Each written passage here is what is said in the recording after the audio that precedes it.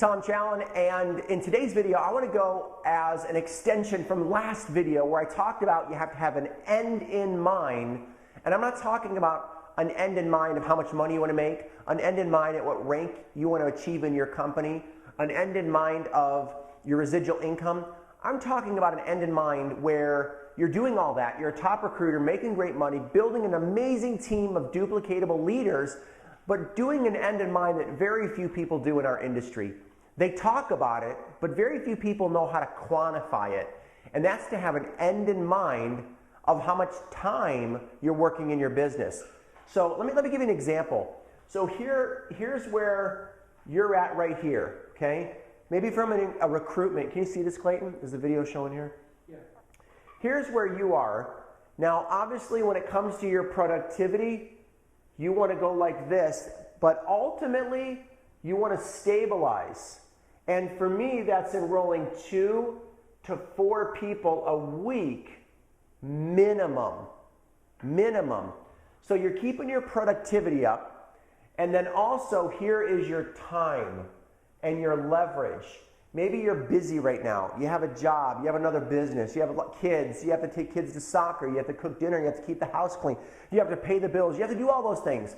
But like I talked about with a financial service person making $4 million a year, they learned how to leverage their time so you can learn how to cut the fat, like getting your clients to call you, scheduling, having a better schedule, learning how to outsource, learning how to have more posture where people are fighting down the door to want to work with you personally. I got my business to a point, and I still have it at that point, where sometimes people get on the phone with me and they're like, oh my gosh, I cannot even believe I got you on the phone live because of the posture, right? And then you learn how to leverage where your time goes so low. Here's the question I always tell people, or the statement, is who says how much time you have to work your business to be successful? Now, in the beginning, you got to get some experience. You got to get sharpening the sword. You're going to have to do some in the trench type stuff. But the key that I want to teach you is over time, you get people calling you. You schedule people on your time frame. You learn how to outsource. I take outsourcing when I'm in a role to like a crazy level. I'll give you one example. Okay, I don't want to leave you hanging. So even when I'm interviewing an assistant, I don't just want to interview one assistant. I'll have like 5 or 6 or 7 or 8 show up for a group interview process just to hire one assistant. So that's just one of many examples. My whole thing, my mindset is I want to be like a ninja when it comes to cutting the fat of time, because I want to learn how to be ultra productive and have my personal growth and my people skills and my team volume just continually going up. My productivity is consistent. I don't have to become a workaholic. I can be consistent. My time's going down to as little as 7 hours on a weekly basis. So as an example, the end in mind I always talk about is, and this 7, I'll just give you mine as an example, I'll show you.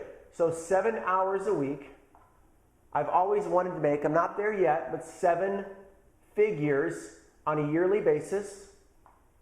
So 7 hours, still enrolling 7 enrollments on a weekly basis. Okay, so mine's a little bit higher number than this. I'm just giving you an example. So yours may be this. Yours may be working 7 hours a week, making $7,000 on a monthly basis, and enrolling 7 people a month. So this is my 7-7-7 plan. That's my end in mind. Now, it doesn't mean I'm going to get there in a month, but that would be the goal that I would have for myself based on my experience, my posture, and how I know how to leverage right now.